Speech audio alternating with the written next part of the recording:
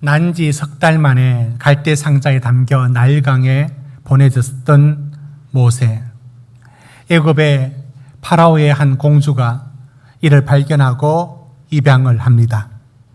멀리서 지켜보고 있던 모세의 누이 미리암이 달려와서 아이를 젖먹일 유모가 필요하지 않나라고 하면서 사실은 아기의 엄마인 자기 엄마를 유모처럼 소개해서 그로부터 이제 애굽 궁정에 바로 모세와 아기 모세와 어머니가 들어가서 살게 되었습니다.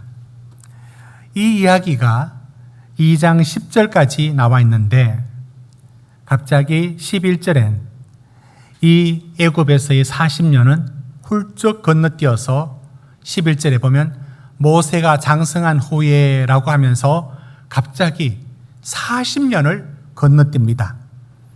그러면 11절부터 그 다음에 15절까지의 이야기는 이런 얘기입니다.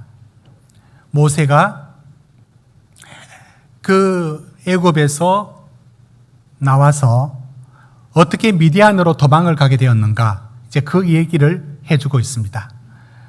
이제 동족인 자기 히브리 사람을 치는 것을 보고 애굽 사람을 쳤습니다.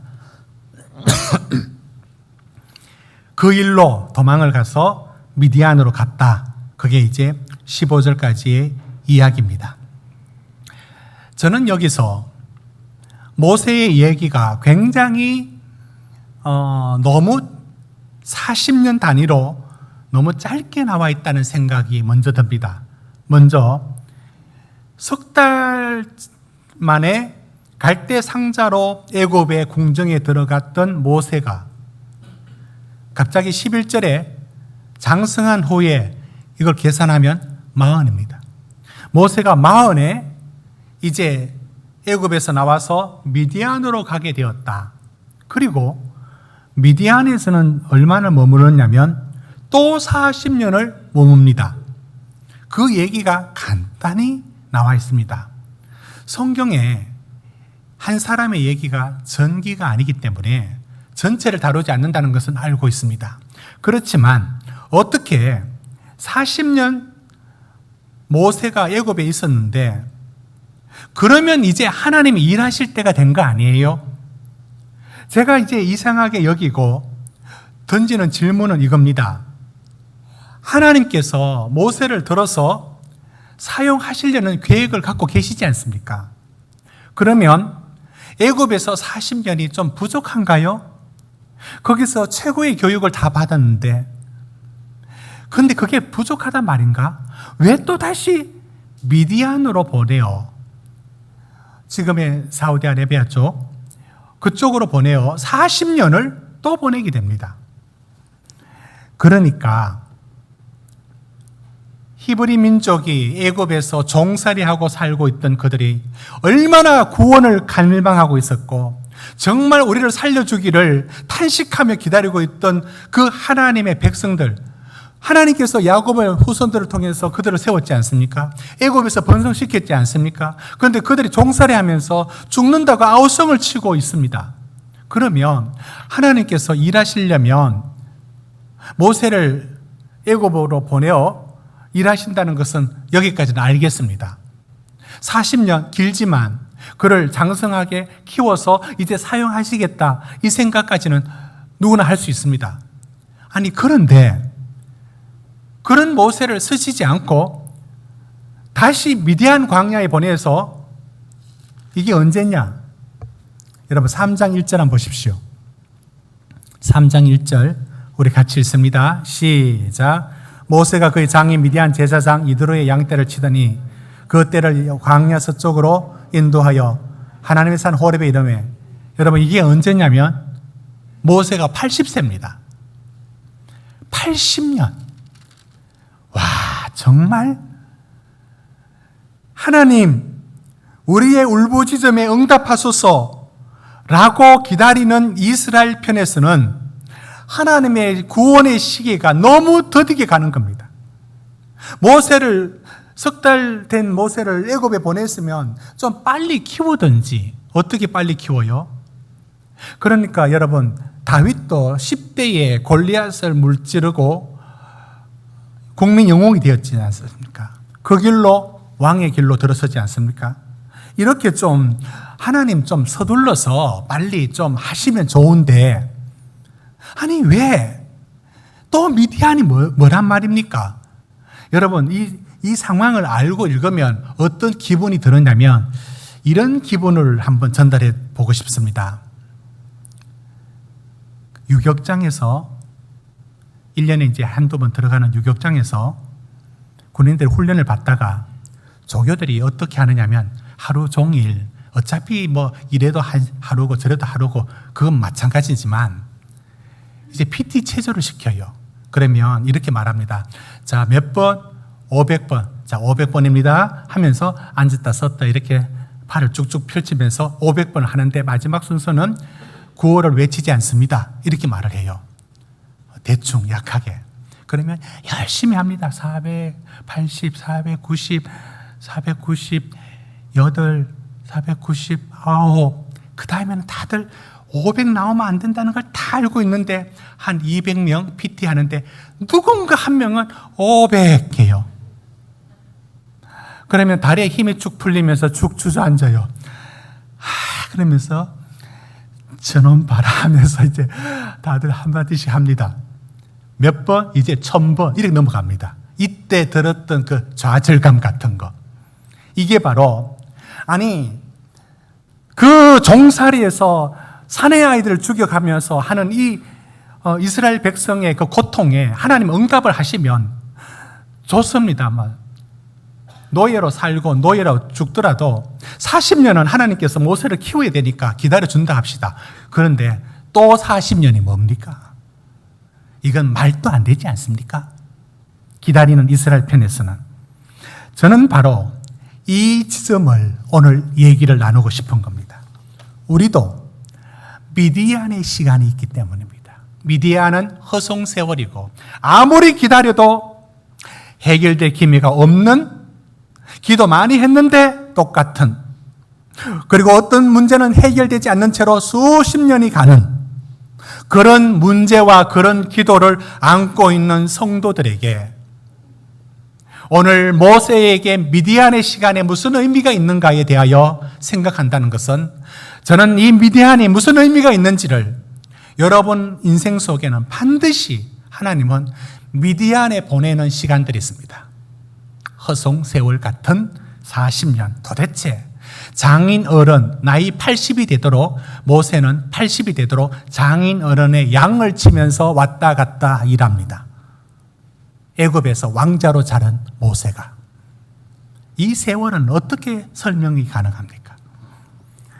바로 저는 이 부분에서 우리 인생에서 하나님은 이 미디안의 광야로 보내는 시간들이 있다는 사실 앞에 어떻게 그것을 이기고 어떻게 견디며 나갈 것인가에 대한 질문을 한 번씩은 하게 되어 있습니다. 그것에 대한 답을 여기서 찾아보려고 합니다.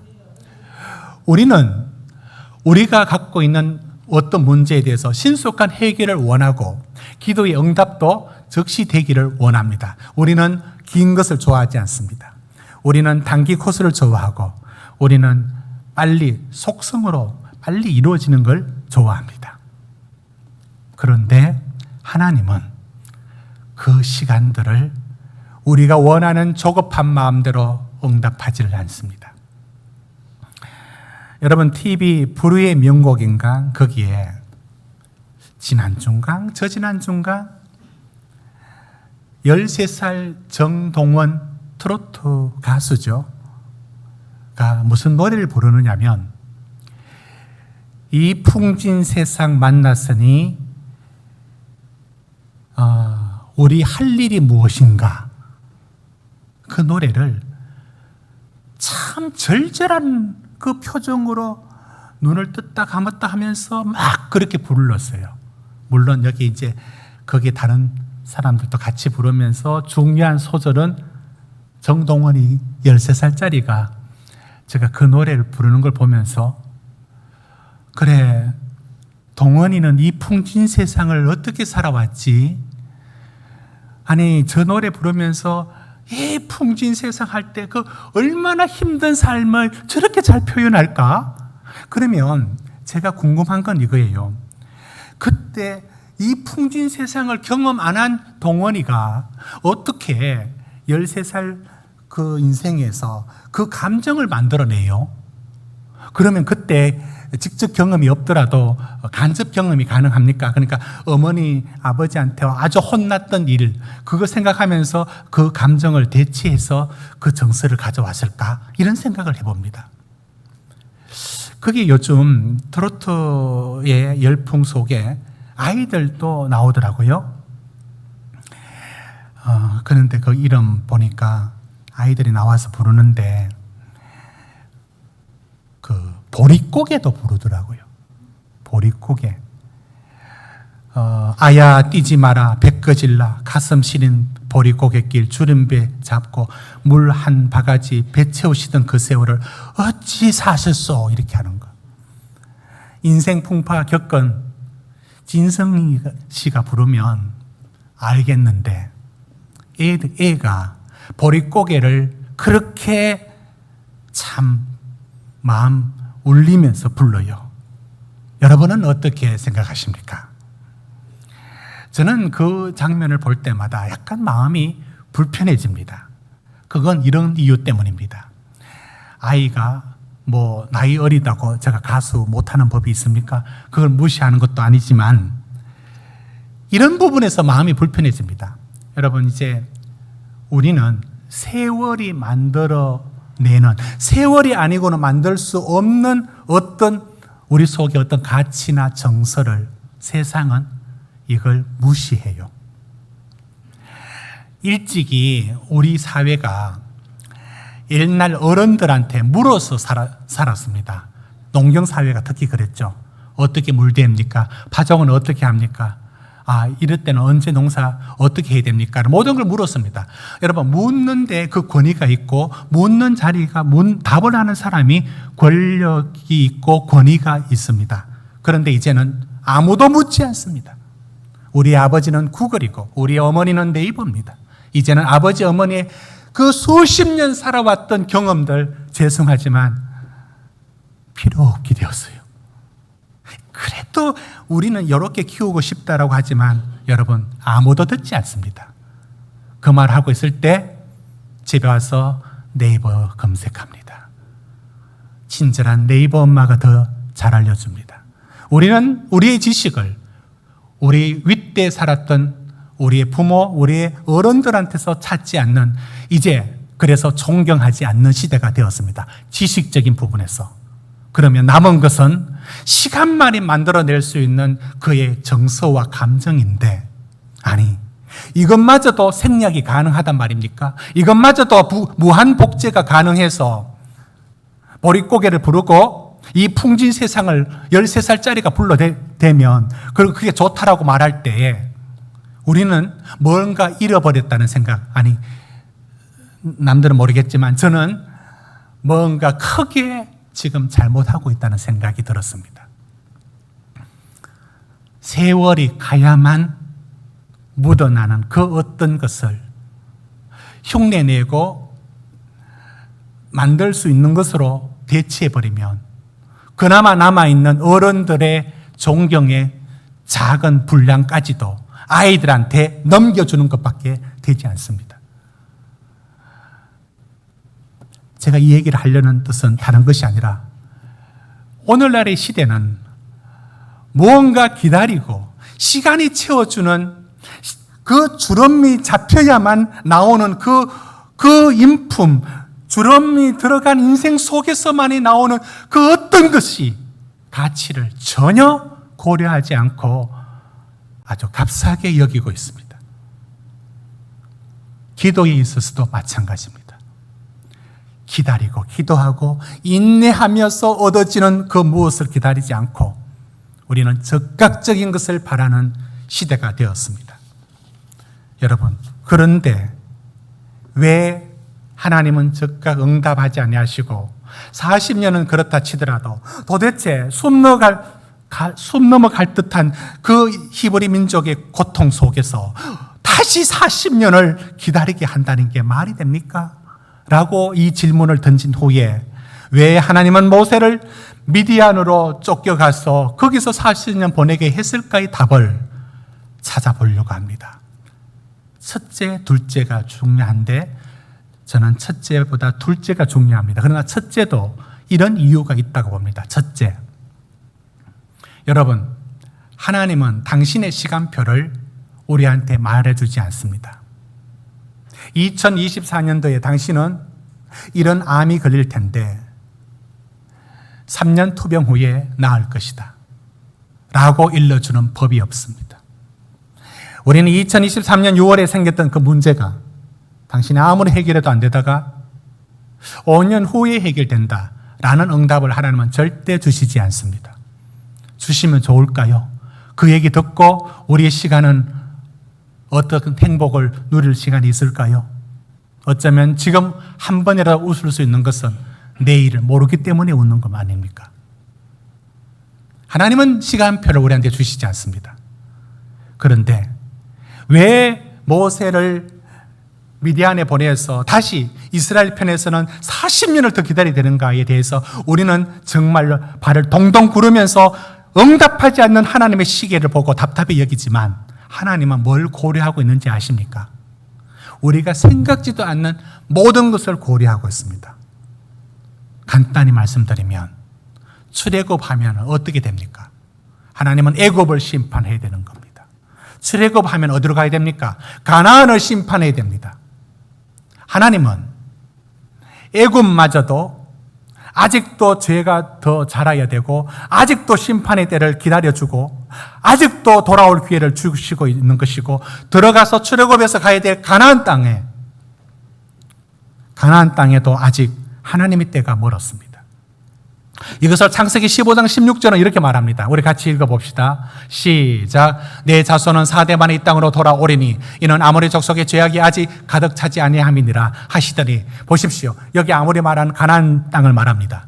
아직도 멀었다는 겁니다. 하나님의 시간 속에는 이방 나라들까지도 그들의 심판의 시간들까지도 다 고려하고 있습니다. 제가 이것을 말씀드리는 첫째 이유는 다른 데 있지 않습니다.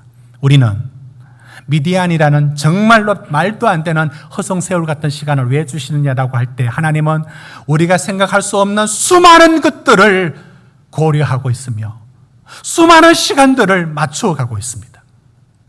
우리는 알 수도 없고 말해 주셔도 우리는 알지도 못합니다.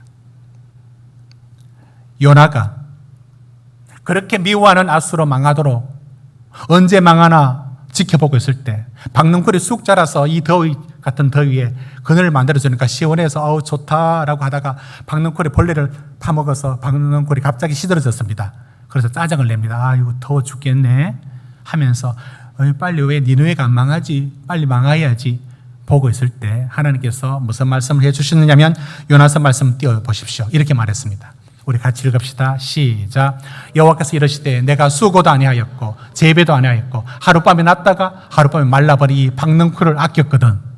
하물며 이 큰 성읍 니느웨에는 좌우를 분별하지 못하는 자가 12만여 명이요 가축도 많이 있나니 내가 어찌 아끼지 아니하겠느냐. 여러분, 하나님은 모든 것을 가장 정확한 시간에 고려하고 있습니다.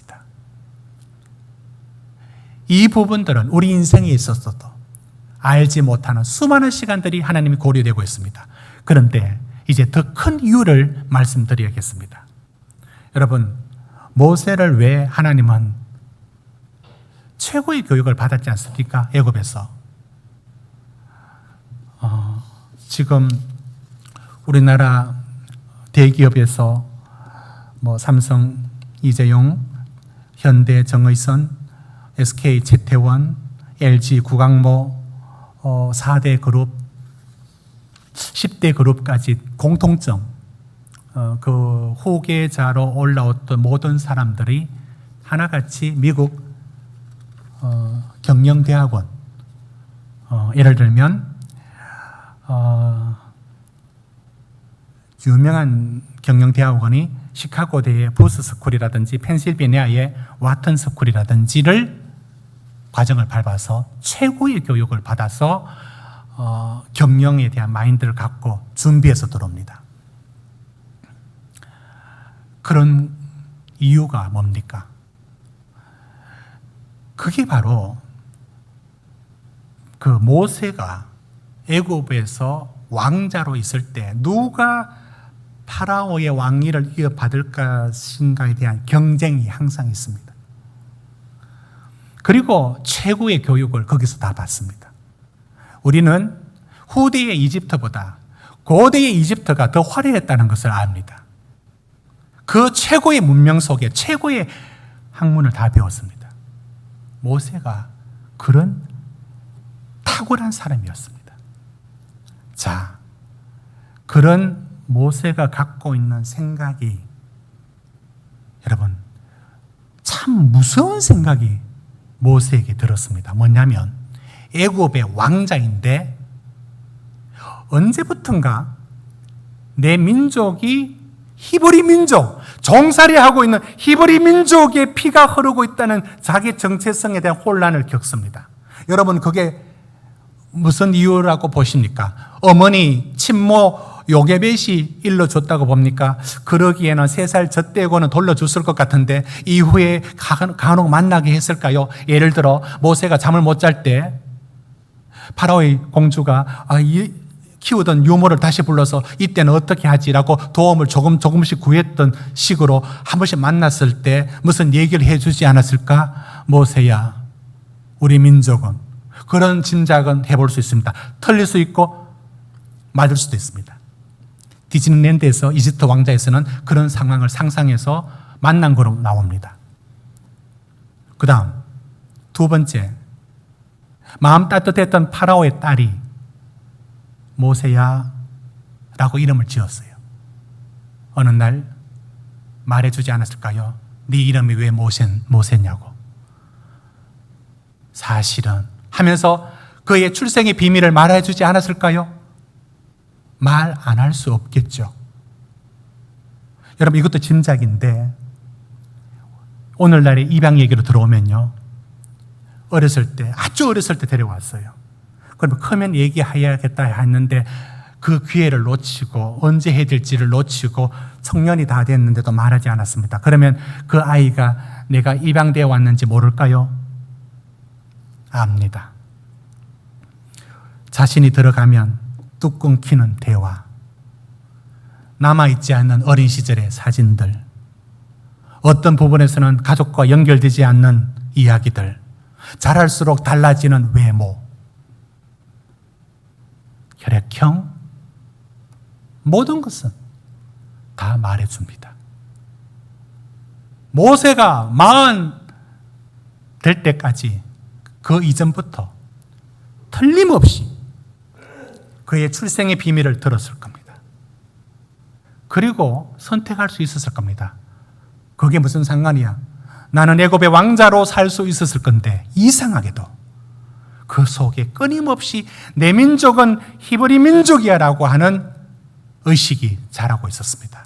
제가 그 증거를 보여드리겠습니다. 여러분 11절을 같이 읽습니다. 11절 시작. 모세가 장성한 후에 한 번은 자기 형제들에게 나가서 그들이 고되게 노동하는 것을 보더니 어떤 애굽 사람이 한 히브리 사람을 곧 자기 형제를 치는 것을 본지라.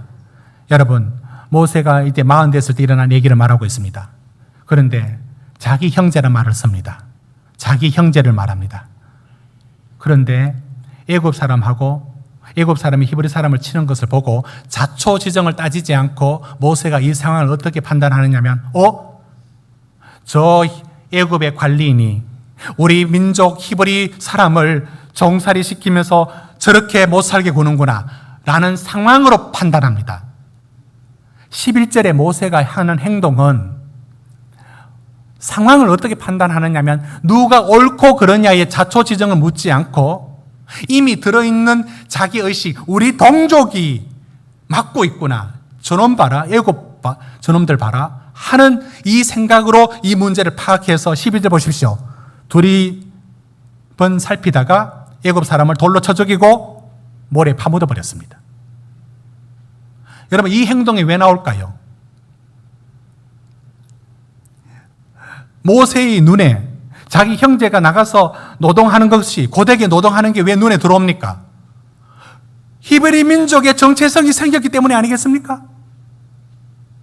왕자인데 속에는 히브리 민족의 정체성이 생겼던 이 위험해지는 자기를 발견합니다. 이거는 다음에도 확인됩니다. 여러분 13절 보십시오. 이 사건 후에 13절 우리 같이 읽습니다. 시작. 이튿날 다시 나가니 두 히브리 사람이 서로 싸우는지라 그 잘못한 사람에게 이르되 내가 어찌 동부를 치느냐 하며. 여러분, 이때는 두 히브리 사람들이 서로 다투고 있었습니다. 이때도 참견하기 좋아하는 모세가 뭐라고 하느냐면, 누가 옳고 그런 걸 안 따지고 어떻게 동족끼리 싸우느냐. 여러분, 이 말이 왜 나옵니까? 우리가 타도해야 될 상황은 저 애굽이야.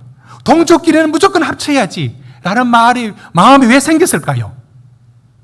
이건 틀림없이 모세의 생각 속에는 히브리 민족, 그 생각들이 점점 밀려오고 그 생각들을 떠나지 못하고 있습니다. 더 확정적인 얘기는 15절에 나와 있습니다.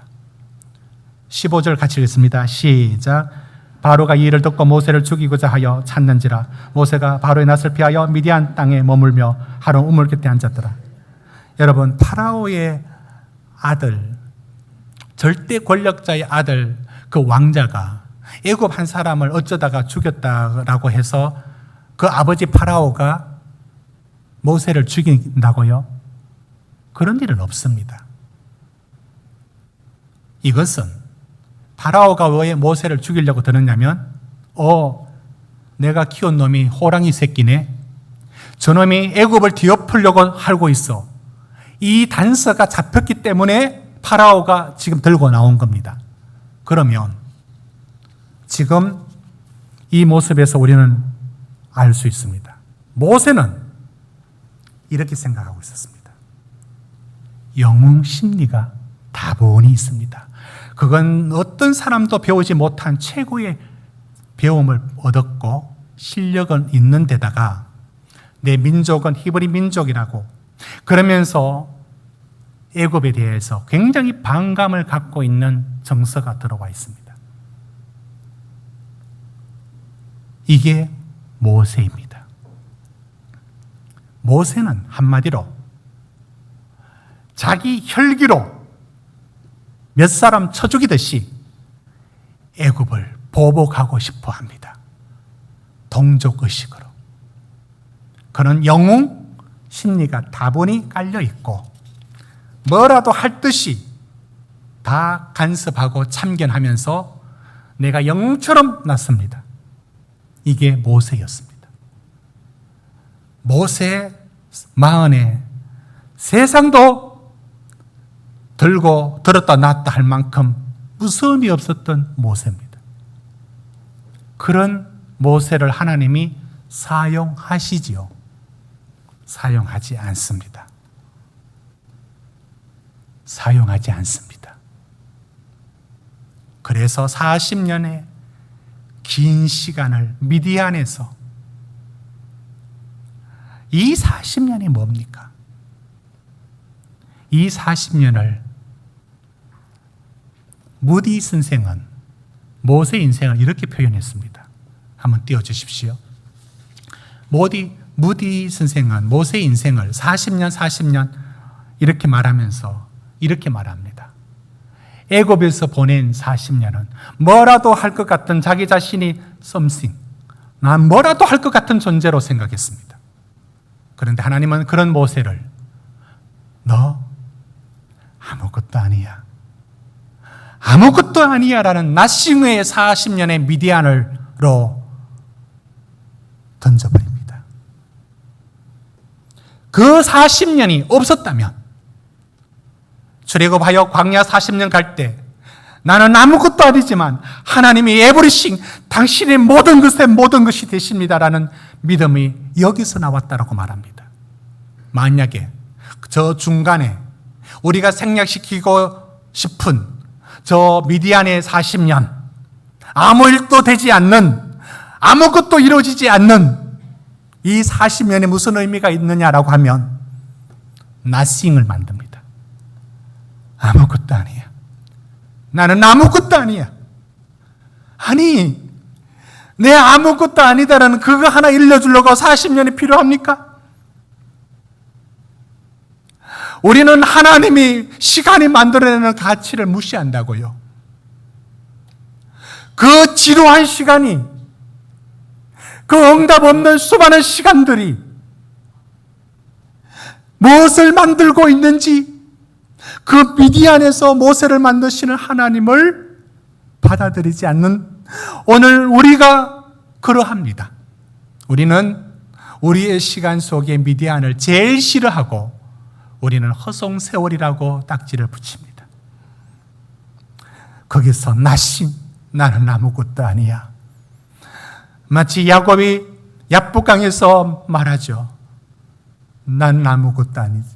당신이 축복하지 않으면 나는 인생은 아무것도 아니다라는 나싱을 만들어내는데 야곱은 20년이 필요했습니다. 여러분은 우리는 이 자체를 지금 듣고 있는 이 메시지 자체가 마음에 안 듭니다. 그렇죠? 저도 그렇고. 제가 성도님들한테 다른 생각으로 제가 도전하는 게 아니에요. 이 자체가 마음에 안 들잖아요.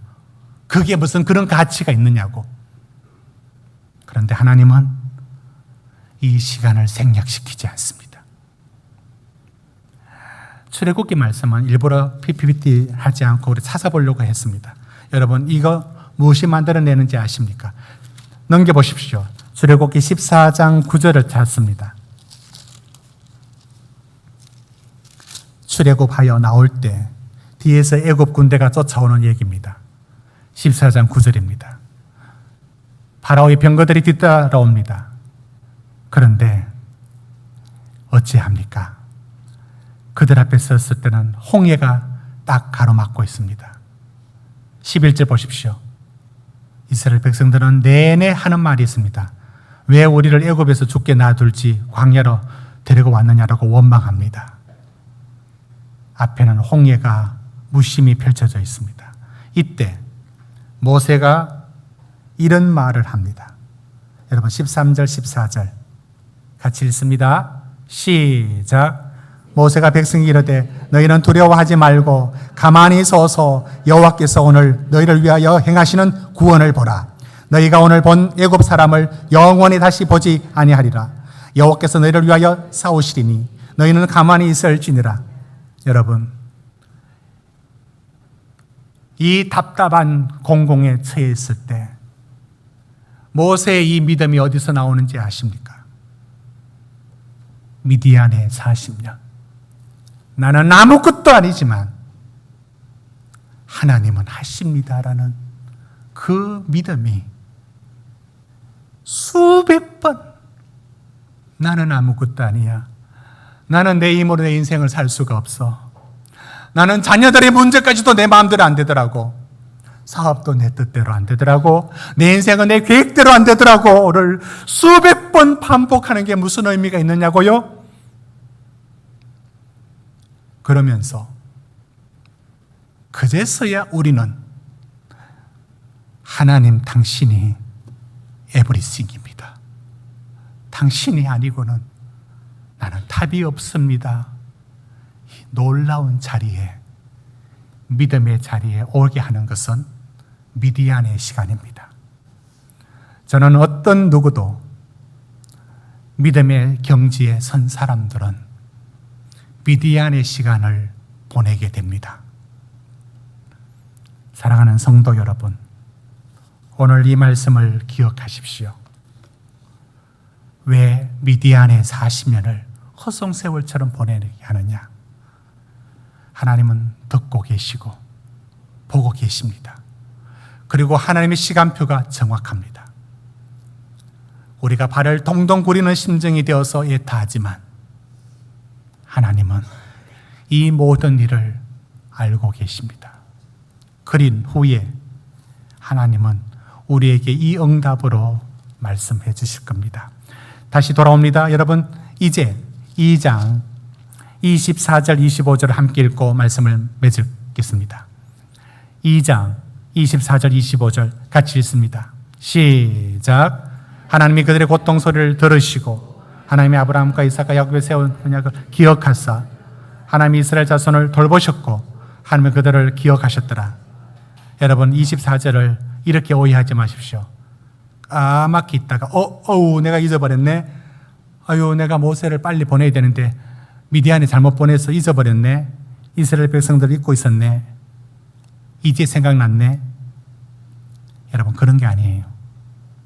하나님은 항상 기억하고 있었고, 하나님은 우리가 보내는 미디안의 시간들을 항상 보고 계시고 놓치지 않고 있으며, 정확할 때 하나님의 시간대로 일하실 것입니다. 아무리 길어도 여러분의 답답함을 안고 있는 모든 제목들을 위해 여러분은 끝까지 믿음을 붙드십시오. 하나님이 이 시간을 사용해서 일하고 있습니다. 그리고 이 시간도 모세를 미디안의 제사장 손에 붙여서 가족을 이루며 살게 하신 것처럼 지금의 삶에도 버티며 기다리며 오래 참으며 살 수 있는 힘을 주십니다. 그리고 하나님은 마침내 당신의 시기에 정확한 시간에 놀랍게 일하실 그 주님으로 다가오실 겁니다. 기도하시겠습니다.